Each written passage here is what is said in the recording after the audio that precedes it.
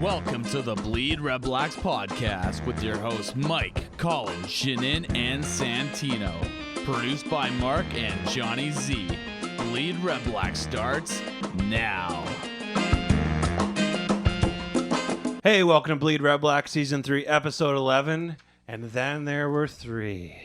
We're down, I got the feels today. We're 25% down in co-hosts, but we're lacking like at least 50% hair. So, yeah, man. Well, you noticed, I know this is radio, but you upped your hair game. I upped my hair game. You totally I upped added it. 3 inches to this pompadour. Absolutely. Look at me. This pompadour. I'm almost there.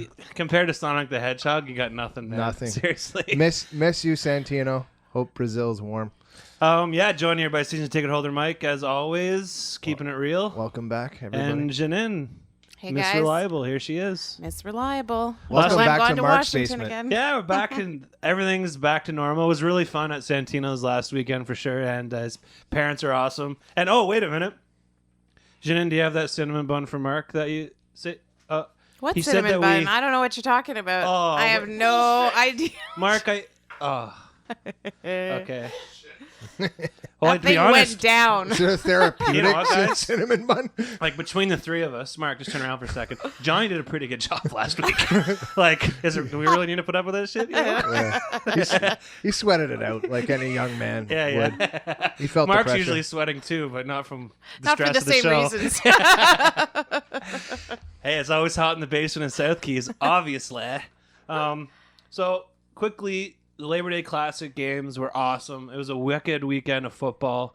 We're going to dive right into this in a little bit, but I just want to say it was great to just sit on my butt and watch some really fun football and just really quality, exciting stuff. And I think I really hope that it was exposed to a lot of new fans this weekend. NCAA's back. I plugged back into cable for the first time in a long time. And that was, I just came out of the TV coma basically just before I got here. Couldn't deny that landline combo they offered, eh? I denied the landline. It was unbelievable. It was, I'm lucky because I don't have, I don't actually have a cell phone bill kind of deal. You know what's nice about you guys, though? If I make a joke right now about making the call after 6, you get it, right? You don't call long distance before 6. No, Yeah, of course you that don't. kind of shit doesn't fly at work. It's like when I asked the Millennials admin, don't It's get like when it. I asked the admin for liquid paper. It's like, what the hell's liquid paper? It was invented by Michael Naismith's mother from the Monkees. That's an interesting story. All right, easy there, Liquid. right, man? Gotta play Liquid Trivial paper. Pursuit with you guys. Liquid paper. Liquid paper. Oh, the Trivial Pursuit version we have at my parents' house. Like I've been playing the same deck for like my whole life. Bring it on. Or worst case, Balderdash is always fun too. So September's here. You know what that means in Ottawa. Honk honk. Talking to you, Connor. Hopefully you started leaving a little earlier, and your traffic problems were solved. It's crazy what happens though when kids go back to school, eh? Like, Well, kids go back to school and just this getting the capital ready for 2017, and one street gets reopened and 6 more get closed, and it's nuts. It's just gonna be a shitty winter. It's funny though. I feel like traffic in September surprises everyone as like the first snowfall. Yeah. Or like the first hot day. Yeah. It's like you force happens every yourself to year. forget how bad it sucks, right? Because like you have to do that to live in Ottawa, right? Like winters are brutal. Let's be honest. So Yeah. guess I same came thing to this end of the town, like just a block from here this morning yeah. at 8ish, and it took me an hour to get here. Yeah. But at night when traffic's flowing the other way, it took me like maybe 20 minutes to get here this afternoon. It's just it's a game. Yeah. Either you're with the flow or you're against it, or in Ottawa sometimes you're just stuck because somebody's car stalled in a We could really left-hand dig turning deep chain. into that statement. I think All right, let's get into a show. Traffic is a metaphor. Okay, never mind. And now, producer Mark reads football tweets, even though he has no idea what he's talking about. I'm going to make a prediction. It could go either way. I have never had major knee surgery on any other part of my body. Usually the team that scores the most points wins the game. Don't say I don't get along with my teammates. I just don't get along with some of the guys on my team. All right, little Labor Day wrap-up. Okay, so it's not a Labor Day game, but this is a Red Blacks podcast. So let's talk about last Thursday. A game that I would love to see moved and added as another doubleheader to support the Labor Day weekend. Yeah, for sure. Hopefully that'll happen. I don't know if it's a scheduling issue, but No, I think, I make it mean, happen. what isn't that 3 years in a row now that we do the Thursday matchup of Labor Day Classic, air quotes, and it's always against Montreal. So I feel kind of bad for BC Lions fans who are a little bit left out of the Labor Day fun, but this is our Labor Day rivalry, and I think we should make it legit, move it to Friday, do a doubleheader. So there you go. So I don't know. I don't know if the league calls this Labor Day Classic, but we're gonna call it our Labor Day Classic. I like it. And our nation, as they always do to these Montreal games, really showed up again. And Santino got to do one last game Awesome. before he left for South America. So we're really happy for him. Apparently, our fans had a cowbell stolen by some irritated Montreal fan. Like, how bad is your team that you have to satisfy yourself by stealing a cowbell, guys? How bad is your life when you need a cowbell that badly? You You're forced need to a steal one? cowbell. I got a fever. And the only prescription is more cowbell. Thank you, Bruce. That's right. And the only prescription. Viva. Needs more. Now I cowbell. have the song in my head. Anyway, so cowbell aside, this wasn't the greatest game. It was, I don't know about you guys, I was actually quite frustrated watching it. Harris looked really, human compared to what he looked like at the start of the year when he came off the bench firing. And this team was still too undisciplined, too many damn penalties. And Campbell has said he's going to address it, but clearly he's not addressing it. So what do we do? There's not enough depth to address it, and part of that issue is you can't put asses on the bench and sit them there if there's nobody else to step up and play the rest of a game. I'm just as frustrated, and I'm sure reading some of the internet webs, many of the fans are just as frustrated. Yeah, I mean, we see a different team every week too because of those injuries, and we don't really have the ability to really feel people out. I think there's not that much time. We have 18 games, and everyone's really important. Even the ties, apparently. Yeah. That tie is what we're hanging on to right now, right? And it's a good thing we got this win because we really needed it to hang on to a 1 point lead. And as undisciplined as they played, they did hang on. They did get the win, and you know what they say: good teams find a way to win, even when they win ugly. So hey, we'll take it. And we're meeting Calgary after our bye week, and Calgary destroyed us in Calgary last year. I was there in the stands, and I'm frankly, if this team doesn't use this bye week to shape up, I'm actually really worried about Calgary. They're a really composed, mature team, and they seem loose yet focused. Yep. And that's always a scary combination when guys are having fun when it's time to have fun, but they get down to business when it's time to. And I'm worried about Calgary for sure. And I mean, Jeanine, you said it all. Our schedule moving forward isn't very good. No. This is really going to be a huge test for us, and it's going to make for some, as you said, nail-biting football. And I agree with you. And one last point I want to make about the Montreal game is that Nick Lewis is hungry That man. for the ball. That man. He's great. He's I love watching him. He's like those Snickers commercials, but like the real thing. Like he needs to eat a Snickers so he can be like happy Nick Lewis again. It's amazing. He went 10 for 12, right? And he wanted more. Oh, yeah. Nom. Good on him, though. You know what? He's the one kind of exciting and fun story coming out of Montreal there, right now. So and he's playing well. So it'll be really interesting to see. They get Carter back this week, so they get their rock star back, but they've also got Rakeem Cato lining up at quarterback this week, and Cato and Lewis have had some really good chemistry in the past, so I think it'll be kind of fun to watch them this week. apparently Cato and Deron Carter are having it out. So Little bit of drama. yeah, well, enjoy that, Cliffy D. All right, let's move on. That was a big win, but like you said, it wasn't the most awesomest game ever. But a win's a win, and our team was well represented. Good on our nation for being awesome, as always. Yep, absolutely. So Blue Bombers, this is another crazy game. In Regina, Bombers won thanks to a crazy game by Justin Medlock, let's be honest. Just a robot. He was actually named the clutch performer of the week. And for a kicker to be the top of that list after a week like we saw with crazy offensive performances nonstop. Pretty awesome. And this was the first weekend, I'm going to admit, that I rigged up a bunch of CFL DraftKings stuff. just for the Labor Day games. Did you have Medlock? And, no. Shit. He had Patrick Swayze actually. I don't want accident. I don't want to start telling you how Swayze much I Waters. won because they say how much did you lose. So I'm talking about that one. Swayze Waters. But yeah, Winnipeg finally broke this brutal streak, and Jeanine, as a closet Winnipeg fan, or maybe not so closet. Not so closet. I mean, there's still a big hey. place in my heart for my hometown team. I'll make it promise you right now, moving forward, I'll never bring up the visor again. Oh, I'll never everybody bring brings up up the the visor. Rouge Radio boys bring up the visor every time they see a picture too. But hey, I'm telling you, Red Blacks, get me a goddamn visor and I'll replace it. Just I cut swear. the top off Yeah, an old hat. You know that their old customer Siobhan, service, they'll be right here in no time. that old Siobhan Walker hat. Just cut the top Just right cut off the of it, and you got yourself a visor. visor. You just cut along the signature line, it peels right back. It's pretty It's sick. actually This is the life of a woman with short hair. You can't stick a ponytail, so you got to wear a visor. So OSEG, get me a visor, and I'll rep. I love I'll that. rep. Let that flow go, man. Let her go. Right down to the butt.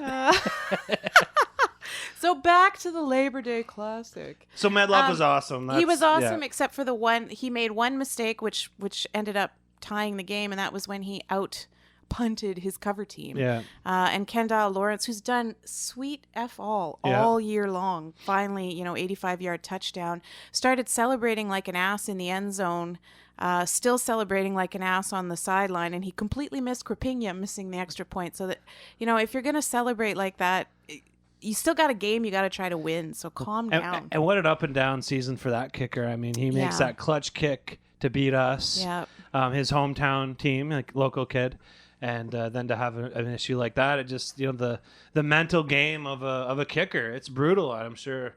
I don't know if they consult mental coaches like day traders, but man, they really should be. Yeah, so good for you, Bomber fans. I know you've been long suffering. It's been since That's 2004. adorable for you, Bomber fans. Whatever. Bullshit. It's been since 2004. It felt good. I know it felt good, even though it was a little bit nail biting towards the end. But Winnipeg, guys, third place in the West, ahead of the reigning Grey Cup champions. Who saw that coming? No one saw that. We were talking about Mike O'Shea being thrown out in Game 4. Normally, when there's these teams that are crap and they basically do these huge free agent splashes, the result isn't. It usually doesn't work. Let's be honest. Most teams that do well have homebred talent that they build over years. But to see these guys performing the way they are, like, good on them for making those. I thought they were a little bold with some of their signings this year. Guys maybe on their way down or trending down, but I guess I'm wrong because shit, they look solid right now. Yeah, no, they look ball hawks. They're just that defense is killing it. And Tyler Loeffler, the Canadian rookie, I think he's playing at safety. He's just killing it out there, and it's good to see. It's good to see a Canadian kid getting that kind of airtime. So Darian Durant actually had a pretty good game. He made a few costly mistakes, but he represented me well in my DraftKings team. He got like 35 points or something. So Mike, I want to ask you, I think that he's gone next year. This is his last year in Saskatchewan. I think Chris Jones is going to bring in, Chris Trump Jones. He'll bring in his own guy. He'll want a gunslinger. And I think Durant is gone next year, and I think a great fit for him would be in Montreal. That's a possibility with how everything's going down in Montreal and Cato this week not fitting in. Yeah. You could see Montreal they need a wholesale change. So maybe that's what it is there. They kind of need that running. They need a guy to be able to get out of the pocket because their offensive line has been pretty weak. So And that's amazing, as Durant has been for the team and the city. Change is good for everyone, and I feel like his time there. And this is coming from someone who's not a Riders fan, obviously, but just from the outside looking in, I think change would be really good. They got some talented wide receivers, and I don't know if his arm is what it used to be. Mm-hmm. Okay, Edmonton got pumped by Calgary, and it was awesome. No bad feelings from last year's Grey Cup, Colin? Whatever, at least we participated, right? participation. Shout out Hal and Joanne. What up? So Stamps' offense is amazing. They now have the best offense in the CFL with 323 total points scored. And Edmonton's defense is terrible. Second last in points allowed and sacks. And they would be last if it wasn't for the Riders. So that's just a vicious combo. And Calgary is totally dominating. You said it. They're on cruise control. Like they're such a smooth, disciplined football team, and they don't panic. Edmonton had some momentum going into the half. Was there panic? There was no panic. They came out automatic in the third quarter and just went right back to work. Yeah, and the talk is how good that quarterback's been for Calgary this year, and that he's, people like to talk about, can he take that further next year and try out for an NFL team? I'm against that. I don't think he's an NFL caliber gunslinger. That's just me, but it's good to see that discussion happening amongst CFL fans that are kind of feeling like they've got a quarterback, and the league south of us is quarterback driven. I mean, we talk about quarterbacks first, and we do that here. And Bo Levi, being Bo Levi, has been the face of that franchise now. And you've said it, and we've said it down here, that he's kind of the face of the league in some senses. Yeah, for sure. He is. If there's a Pro Bowl, he's the starter. And when you get a guy like that, who's protected by arguably the best O-line in football, they came into the week leading the CFL in pass protection, allowing only a sack for every 35 QB dropbacks, and had allowed none against the Eskimos. As well, Calgary entered the week leading in rushing average, a number that was only boosted by their play in the Labor Day game. So their offensive line is awesome, and protecting Bo, like, that is a dirty combo. And unless you got some tricks up in your sleeve, or you're prepared to put 40 points up, I don't know how you beat this team, man. I really don't. Yeah, I don't know how you do either. And the other thing that I just find really fascinating, particularly because of the matchup, and we're going to see it again this coming week, the coaches, both first-year head coaches, both incredibly different. One is, and I love Jason Moss, and I don't want people out there to think I'm talking trash about Jason Moss because he left us, because I wish this man nothing but success as a coach in the league, but he is being out-coached by another rookie who learned from a master in John Huffnagel. Yeah. And it doesn't feel like Dickinson has been rushed into that role watching this team play, but it feels like Moss has been rushed into that role, and it's a big difference. Look at the patience Calgary had as that half finished up and the game kind of got a little bit closer than they would have liked. They weren't afraid to give it back to Messam, and I'll talk about his stats here momentarily though. But 18 carries for 110 yards, and my favorite quote of that game came from a sideline teammate or somebody yelling at him after he got his last touchdown of the game, saying, "Looks like the battery's getting a little low," because he was. Honestly, he was a beast that game. Yeah. And a couple of things that I want to point out about Messam, who I'm enjoying watching as a fan of football, period. He's 6'3", 254. He reminds me, he has got, and I know I'm in the presence of non-Steelers fan here, but he reminds me of Jerome Bettis. Even though Jerome was 5'9" at 255, they kind of have that same running style where they go downhill, and to me, that's in the CFL, you need a downhill guy that can make a couple of moves, but he breaks tackles.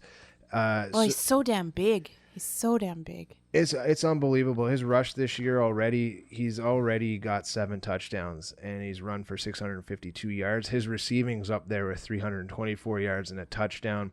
He's making catches. How the hell did Saskatchewan let this guy walk? Don't know. That's what I don't know. Yeah, and he's kind of been around a bit, and I don't get that. Like, every time I watch him play, he's awesome, and he's a beast. So I don't understand. Is it a personality thing? I don't know. And he's not just a beast. I think he's a candidate for most outstanding Canadian this year, because I'm hard pressed to think of who else. I was about to say that you took the words out of my Sorry, mouth, Mike. but that's a great point, and I think part of that was the money. He was coming into that. He's getting full tilt. I mean, and you could put his face on the cover of a cereal box and it'll sell. Like, he's got that kind of swagger. So again, you go back to Calgary, they're a marketing man's wet dream because of the players they have on their team. I mean, it's you've got Bo Levi Mitchell that you can put on the front of a cereal box, and now you have a running back who's a great Canadian and just playing amazing ball. And a great moment from that game, the guy who passed the torch to Messam. We all know John Cornish, probably one of the best running backs ever, especially Canadian, or regardless, the best running back ever in the CFL. And he's chilling in the stands, partying with Esks fans, having fun. Like, that's what the CFL is all about. And a lot of people are losing that perspective this year. There's a lot of infighting between teams and stuff. And come on, guys, we're all supporting. It's 9 teams. We're all the fans of this league. We all have our loyalties, obviously, but that said it all. So seeing that guy, a stampeder till he's in the grave, partying with the Eskimos guys was pretty awesome. Yeah, so. for sure. So lastly, Mike, I know, Mike, you really like this game. You and I talked the shit out of this game.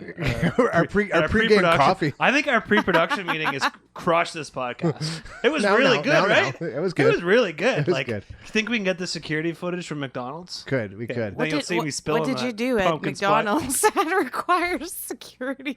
Well, they're always watching us, man. They're always watching. Well, every week we meet at the same time, sit at the same table, buy the same thing. After 3 years, You fit a profile. they're not as OCD as we are, but they've taken notice. They noticed. They won't even give me the deals on the muffins anymore. So Hamilton at home 49-36 Toronto Argonauts in what I thought was a back and forth game. As a Red Blacks fan, we were hoping maybe Toronto could pull something out just to put that little bit of distance there and rub it in some of that Tigerville face, but it didn't happen. You said it, full house there. It was good to see that, that the stands were packed. 24-5-12 were there to watch fake MOP candidate. I let you speak to that. Well, yeah, no, the 2015 fake MOP, Zach Caleros, was doing his thing. Like, he's playing awesome. He really is. He's really getting his swagger back for sure.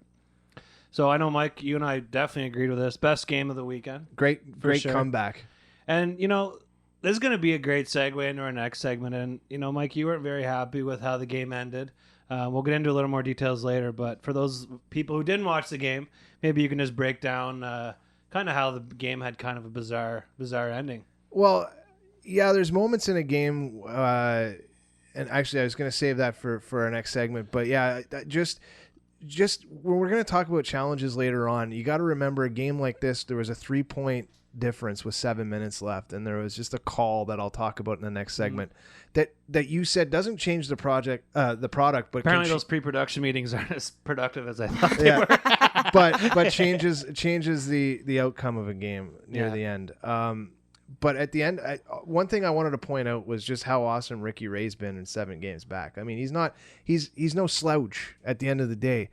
Unfortunately, I don't know if it's coaching or if it's just a lot of how the plays are being called, but he's not getting a lot of time like he used to, and he doesn't have the same legs that he did before to get out and find enough room to throw. But you figure he's got 170 completions on 226 attempts for 1,834 yards, and he's thrown 13 touchdowns this season in 7 games. He's no slouch. I had to get that out of there. He's got lots of talent to throw to. And for those people who think that Chad Owen's departure, I think it added more to Hamilton than it took away from Toronto because... Well, they were going in a younger direction. Right, and Toronto had, like Gurley, like they're fine. They have their wide receivers. Gurley, yeah. Maybe they lost a little bit of the dynamics that he offered, but I think that makes more sense, offered more to Hamilton than Toronto has lost without him. Mm-hmm. So, yeah, it was a quarterback-heavy game. Zach Caleros...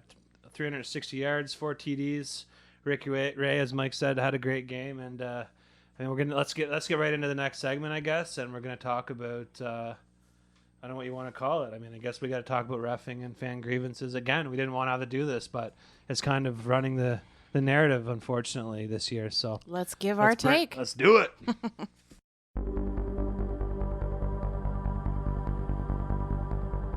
Sometimes you have to put on your tinfoil hat to stop the mind control rays.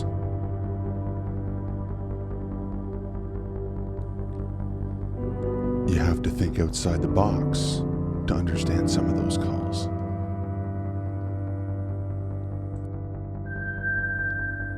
It must have been Bigfoot who interfered with that pass.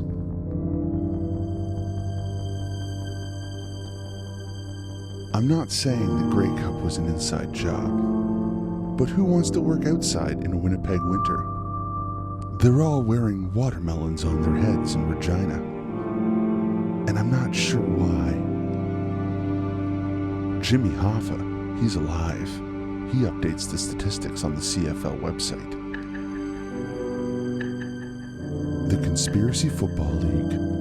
Who needs reality when you can make shit up?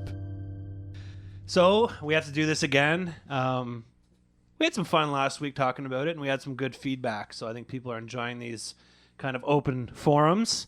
So let's go back into some reffing. And Jeanine, I'm going to let you just lay right into this topic. I think you're fired up and ready to rock and roll. Yeah, so I know we talked a little bit about when we were emailing back and forth about the outline for the show. We talked about, what can we do about, some of what the fans are complaining about around challenges and around ghost calls and around penalties, and how can we make officiating better. And I just want to start by saying I will stand by what I said last week, which is that if you make officials accountable, they will act accountably. So, we talked about it last week. I won't say too much about it again this week, but I did want to note that I saw behavior change on the coach's part this week because of the rule change. I saw coaches except for Chris Jones, and we'll get to that, I saw coaches take a minute to pause before they threw that flag. And I didn't see the official stats on how many challenges per game yet, but I certainly saw them think more than they have all season long, and that's a positive thing, right? Like, I think we can agree that's a good thing. Absolutely. The other thing I wanted to say on the record, and I think I might be in the minority here, but I had no problem with this week's officiating. I missed this so-called phantom call in the Calgary-Edmonton game because I was putting together IKEA furniture, which is a hellish thing to do on a long weekend. So I'm not going to. I bet your husband threw a couple of challenge flags there, didn't he? A couple of calls at a divorce lawyer. There was some unsportsmanlike conduct for sure. As Bill Burr said, that's fucking right. I'll break it just so I'll go buy another one, break that one. Fucking too. I hate IKEA furniture. I hate it too. They had to throw those mouchoirs to cover up all the leftover pieces. She didn't want to know weren't in her bed set. Why is there 9 pieces left? Hey, Jeanine, I broke the bed when I slept over, and all I did was sleep. Hey, you know what? Worst case, you got your one more Allen key in your arsenal. One more Allen key in my 700 Allen key arsenal. Oy but vey. let's get back on the rails, as Mike would say. The Saskatchewan-Winnipeg game, the DI call on Justin Cox in the final minutes. I know that there's been a lot of talk about this. There's been a lot of complaining that it wasn't PI, and it's just another example of shitty reffing that affects the outcome of the game. I want to say 3 things about this first call. The first one is, if anyone thinks it's this PI call that cost the Saskatchewan Roughriders the game, they weren't watching the same game that I was watching. Chris Jones burned 2 challenges. One of them was ridiculous. He was challenging a ball that was called a no catch by Namon Roosevelt. It was clearly not a catch. Mm-hmm. He challenged it. You lose a timeout, and he ran through his challenges. That's one big, huge mistake. Tyler Krapigna missed field goals. Big mistake. You don't lose a game by one mistake that an official may make or may not make. You lose it by a series of mistakes you make as a team. Thoughts on that one? I agree with you completely, and I think this all goes back to, you want to talk about accountability. Maybe it's time for the coach to step up and say, this is why we lost the game. It's on me. It's on us. I screwed up. Me. Our players didn't deliver. I mean, and we're going to get into this a little more later as controlling this message and working with this message and where does it start and how do we change this verbiage, and no one's doing themselves any favors right now. When does the Canadian Football Coaching Association have a class on just challenges? I mean, how do you start teaching the challenge side of football? I mean, it's its own entity, for crying out loud. In the NFL, it is for sure, but it's becoming a decision-making process in the interior of a game where there's already 1,000 moving parts. Yeah. That's right, and I'm with Jeanine. There's the right calls, and then there are the bad calls, and then I'm going to talk a little bit later about calls that you don't know whether you should make them or not. I mean, it's tough as a coach. Yeah, for sure. And that's actually, your point is a good segue into the next thing I wanted to say about that play. Like, all year long, fans have been bitching about challenges. Let the players play. Give the refs back their discretion. Stop having all these challenges. Now the league's trying to correct that, and they're giving a little bit of discretion back to the refs.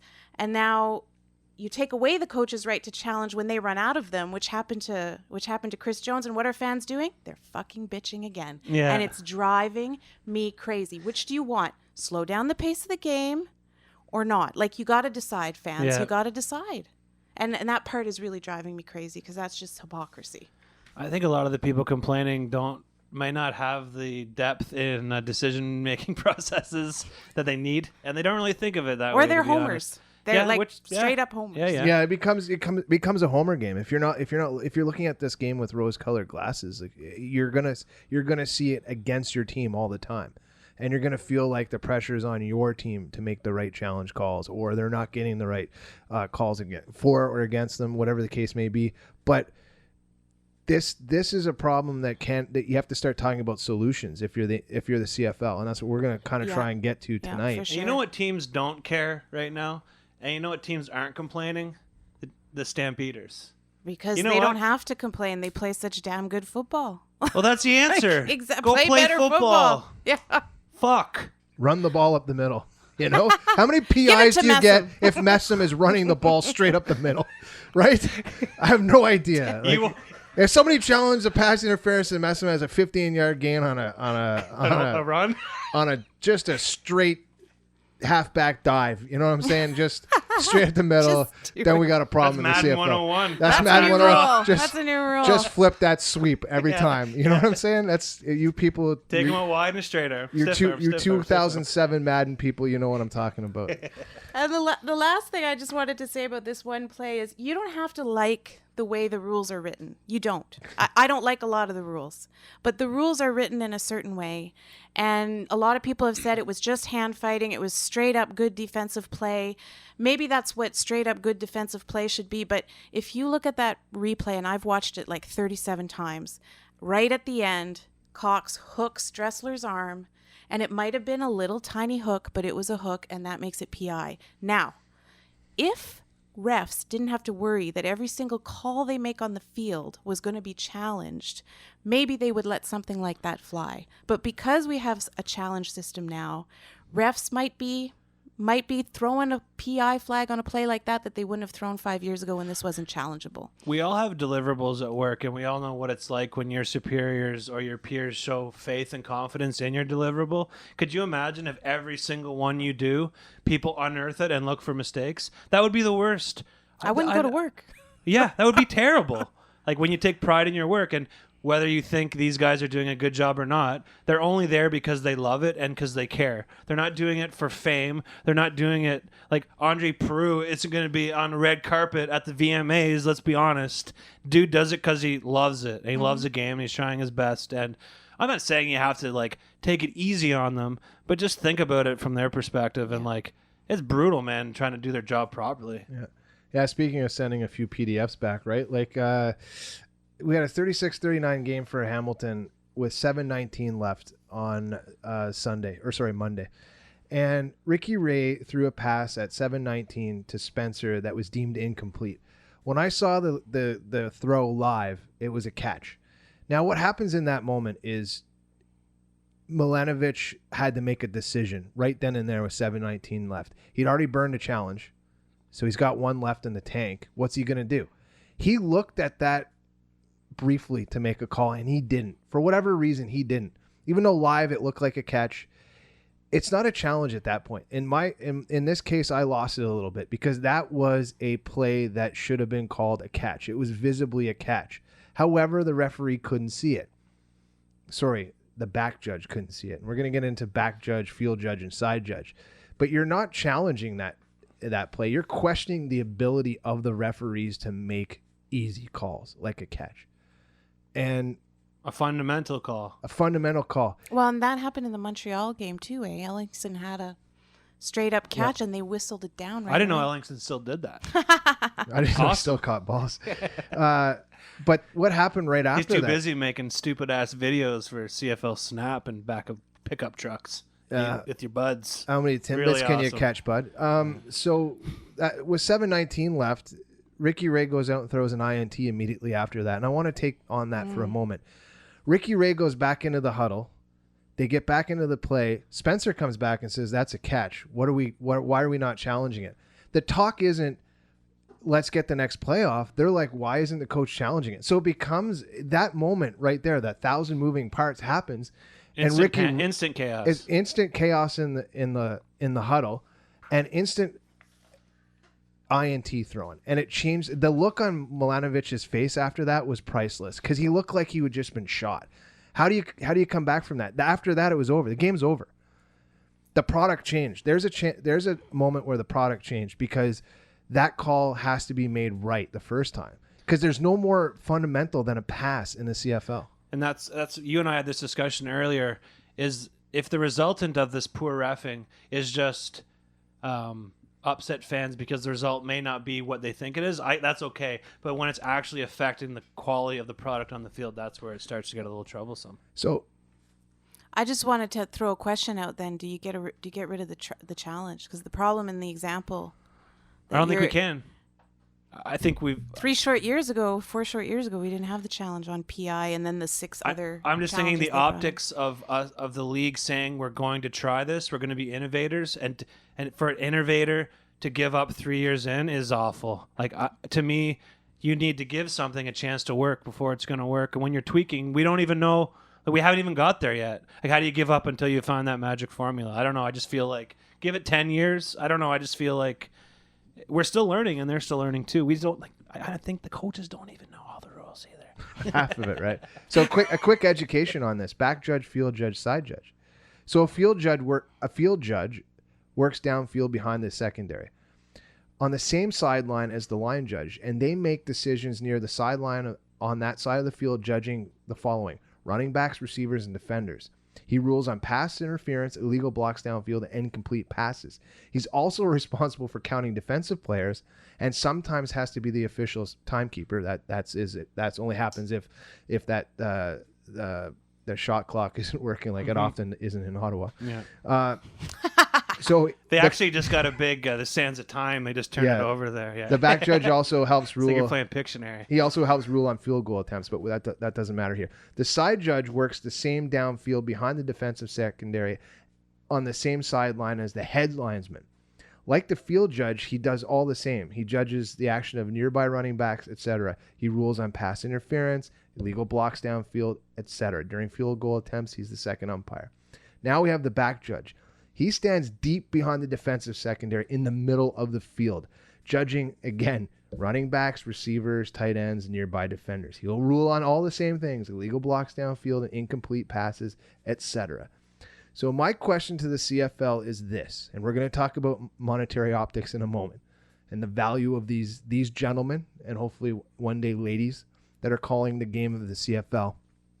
Is it worth putting one more back judge in on a field that is as wide as it is, and with receivers having running starts that are causing a lot of things to happen, which is still some of that hand play? I like to use the word hand play. We'll keep it family friendly here. but you're seeing a contact still downfield that has to be deemed either causing a receiver to come off his path.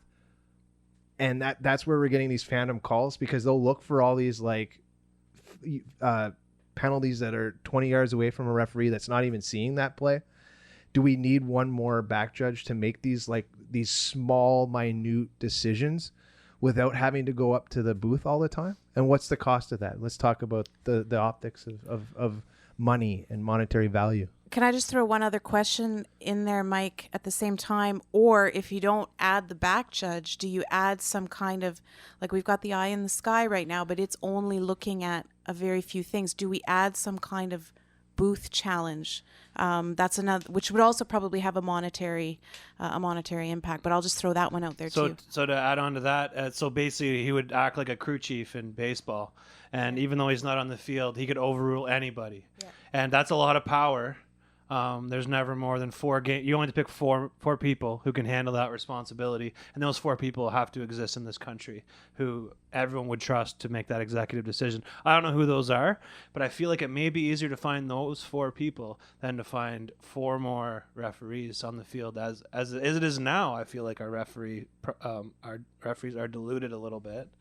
And are those guys even there? Is that quality help there? I don't know if the monetary value is a problem. I think finding the guy who's capable of doing it is probably the problem. I may be wrong, but maybe there's a huge pool of people But after what's happening these days, I don't think people are really chomping at the bit to get into that. We're working with the NFL as we speak Mm-hmm. On the refereeing side. So how do we not get into a situation where the monetary value to come up here and take on a career as a line judge or as a back judge or in any sort of referee situation is worth it for them to come up here, and then maybe the quality of refereeing steps up with that dollar value. And maybe you can speak to some of the money. So I dug deep today, and I really tried to find some numbers, and I didn't have much success.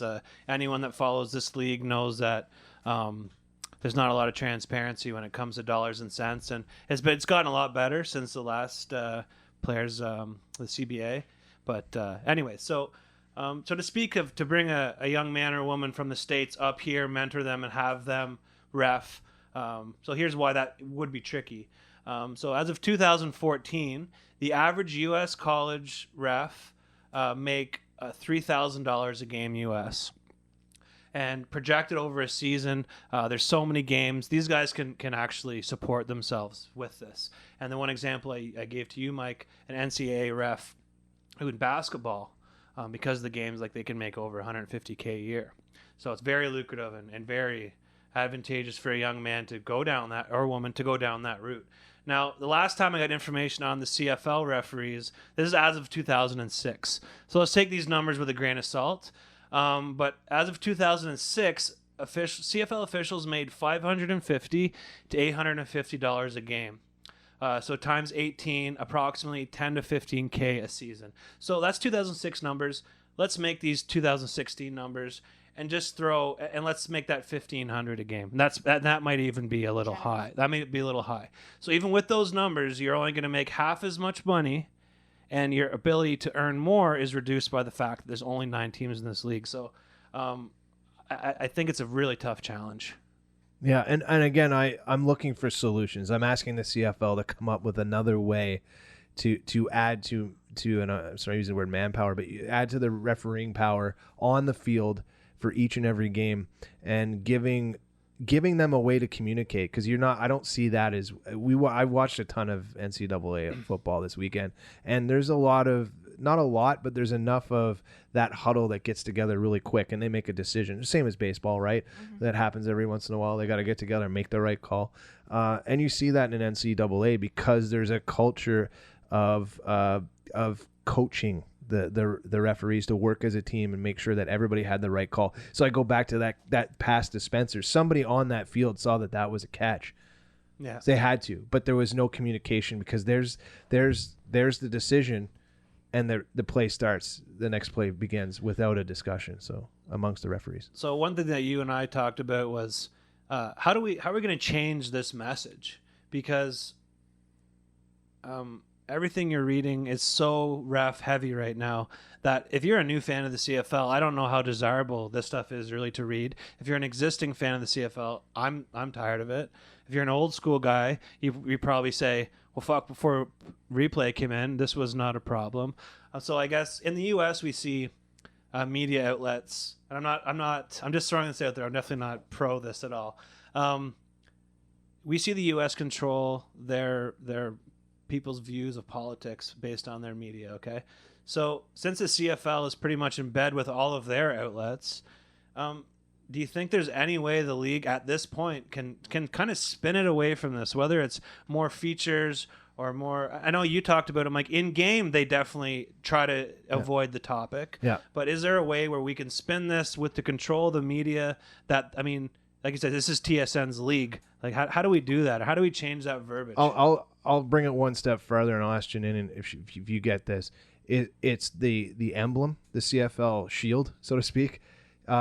We'll try and spin it one way, but let's just quickly talk about TSN and what they're trying to do with the product. Do you think TSN is taking the right route by allowing their talking heads to continue to jam up on the refereeing issue and making it an issue? It's the TMZ moment, right? No, I mean, I don't think it's the right thing to do to focus the story on the refereeing issue. You know what? Who I think the story should be focused on always and always and always is the players. Like, okay, let's. There are so many interesting stories too, and so many crazy paths that guys took to get to where they are. That every week there would be an amazing focus you could do on someone, and those are the people we really want to find out about. Now, if TSN wants to take the time to, I remember maybe it was 2 years ago, maybe it was last year. It was Lapo was still part of the panel, and he didn't do it on TSN. He did it through his Twitter account, but he actually put out a quiz to fans who were complaining about reffing, and like everybody fucking failed this quiz, right? Because we as fans all think we know the rules, and then we take a quiz about the official rulebook and realize that it's really easy when you've got 6 replays to watch, but it's very difficult on field. If TSN wanted to take the time to educate fans about officiating in general, I'd be okay if they didn't make it a big, huge production that took up all their time on each and every show. But I want the focus on the guys on the field and not the ones wearing zebra. I want it on the players. Good call. And we talked about that too off the air. There's so many great stories out there, and TSN is trying to do the small things. On Monday afternoon's game, they did a focus on first and goal and what that 1 yard means between the defensive line and the offensive line, and all the intricacies that happen there. So they're educating the new viewers on some of the smaller, more minute things that we've all been watching for 15 to 20 years in the CFL. But they're doing some of those things right. But the talking heads are still going out of their way to make sure that you're aware that the challenges. And for me, it goes back to TSN's got to get into that position where advertisers will start to pull money and say, you know what, like the product isn't where it's at, and viewership is down slightly, and we know that attendance is kind of going in the wrong direction. So money will eventually talk, and TSN will have to change their tune. And I agree with you. Let's get the stories on the players. There's so many awesome players. Honestly, I don't care about any of the guys in the studio. I'll listen. I rarely listen to what they say. If it's on, I'll listen. I don't care. I'm just so concerned. I just want to watch football, and I'm just so overrun with just verbiage that this clouds this message. And I don't know the proper way for the CFL to communicate this message, because I don't even know what the message is at this point. I feel like Orange has been fighting so many battles that were really outside of his main focus, and he's forced to talk about players coming in and just little social media battles and defending his decisions, and instead of just doing his job and leading. I think that's kind of the bigger problem, that focus, that direction. Yeah, because 4 of 9 cities have attendance numbers down as of last week, and you look at some of these cities that are in trouble. Hamilton, you can't say much about. They're at 99.43% capacity, but Montreal's in trouble with 79.23% of capacity so far this year. And Toronto, they're fighting a different battle, but they'll climb back out of that in some sense. But you just look at some of those numbers and you go, that could start going the wrong way pretty quick. As the economy gets scarier, people have less money to spend on great Canadian product, and they choose where they spend it. As many of us do right here in this room. You decide where you're spending your money, and I'm upgrading my seats next year. Like I'm that guy that's ready to spend more money on the CFL here in Ottawa because I love the experience, and I believe that the league will take the right route. So I'm putting my money where my wishes and hopes are. So we'll see what happens. Yeah. Well, we'll see if we can convince Jeanine to move. Boys, I'm on the 50-yard line. Yeah, we'll come. We'll work on it. That's not center in the CFL, right, Jeanine? I'm actually on the 52-yard line, and it's better. Not center. I do know so that. you round that, it's still 50, bud. Speaking of fan experience, we'll make sure we get Santino's rant is in next before we get to the outro. So let's go. Santino is going to tell us a little bit about his experience in Montreal. So like a little cowbell gate, some interesting things went down. I wasn't there, but reading his rant kind of makes me wish I was there. So. All right, let's hear what Santino's got to say from Brazil. Miss you, buddy. And then we'll come back with a little outro the shit out of it. Never again will you see rings on your table with the CFL-approved OLG Coaster Yellow Edition. It's easy. Go to your local OLG retailer, place a bet on a parlay with no research, watch your bet lose, and boom! Coaster! Bet on the Ticats to beat the Red Blacks? Coaster! Bet on the Argos to win the East? Coaster! Coaster come in a variety of price ranges from $2 to $100. After Rake and Juice, you'll never be a long-term winner, but you will always win a coaster with OLG.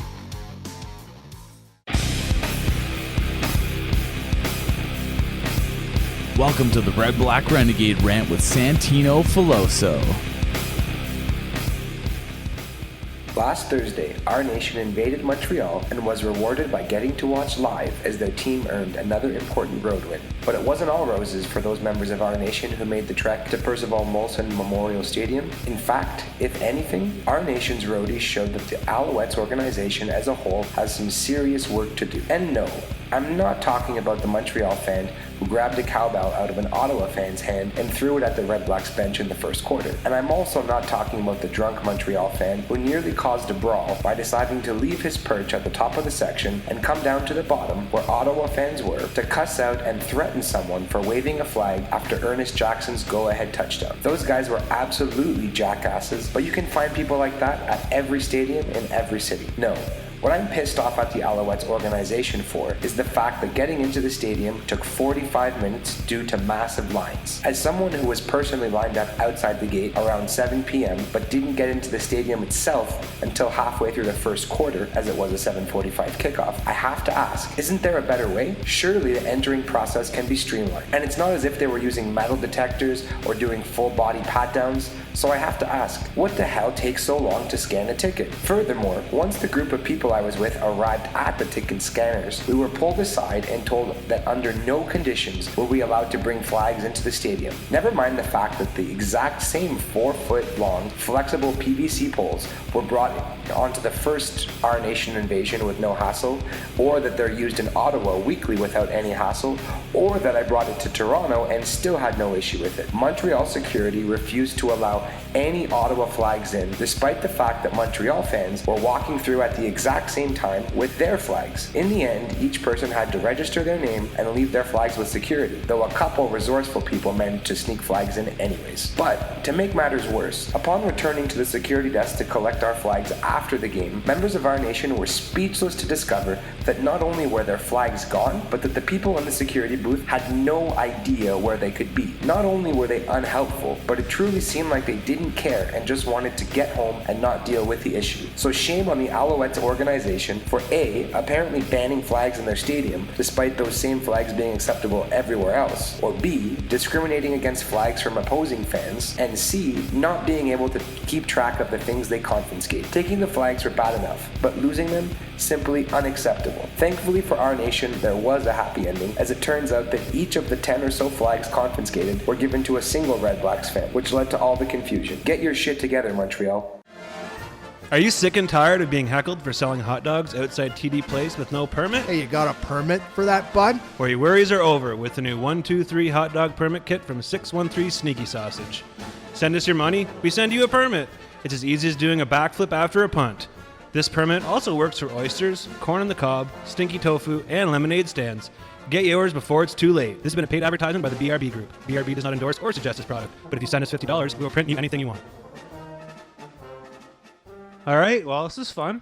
Little stripped down crew here. Johnny Z was busy, and we all know Santino's headed back down south. Thanks for the rant, buddy. It sounds like you had quite the experience in Montreal. And hey, if someone steals your flag, at least give it back. Let's be honest. Come on. Yeah, no kidding. No kidding. Like, come on, visiting fans, don't bring your flags in. Like, is it gonna really kill the game day experience? Like, are the Alouettes going down the shitter because of some silly flag? The Alouettes are going down the shitter because of Jim Pop. It's Touché. not because of an Our Nation flag. No, the CFL's got to look at supporter sections like they do in MLS and every other sport. So, I mean, you have the NHL doing it now with the Senators that have the supporters group where you can only sit in certain sections if you're away visiting fans. And speaking of which, it's one of the reasons why we're moving our seats, because we're in the away supporter section for the Ottawa Red Blacks. And I don't want to hear opposing fans chant "Go Red Blacks, go" on offense anymore. No, and that works too. Our friend Rich, who's the deputy mayor, he's not too impressed. He's not too impressed, and he's putting forth a motion that he could come with us. We might have to move him down with us, so we'll talk to him as well. That sounds amazing. There's no one I'd rather sit next to. Come on, he's old school. Rich is OG, man. Yeah. He was season ticket holder of the game, right? Yeah, it's like the Walk of Fame or the Star, in Hollywood. You got to pay for that somehow. I'm sure he had to slip Randy Burgess $150 or something like that. Buy maybe a bottle of bourbon. He actually paid him off. He actually paid him off to have Lucky Ron never come back again. Come on. What a Who bastard. doesn't want Ron back? No, of course we do. But that's one of those decisions that people notice and what happened? I don't want to have to go to Irene's pub to see Lucky Ron or anymore. Lafayette. Chateau Lafayette.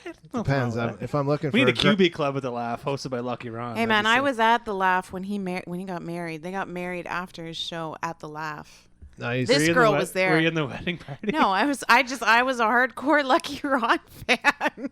That's awesome. Wow. Last time Welcome I was to the at Lucky Ron podcast. Last time I was at the Laugh, I was trying to buy a gun and a gram of hash. So it's been a while.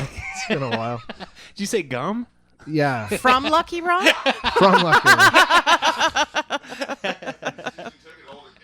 There you go. Hey, as long as you hold it sideways, that's how they do. Yeah.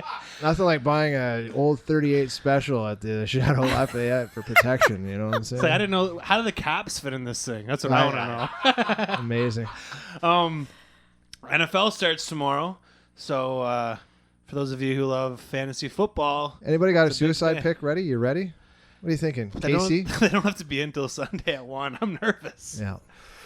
I don't know. I can't. How many entries do you have in that big 30 grand suicide pool there, D-Gen? I'm going to go with 5 because I have 9.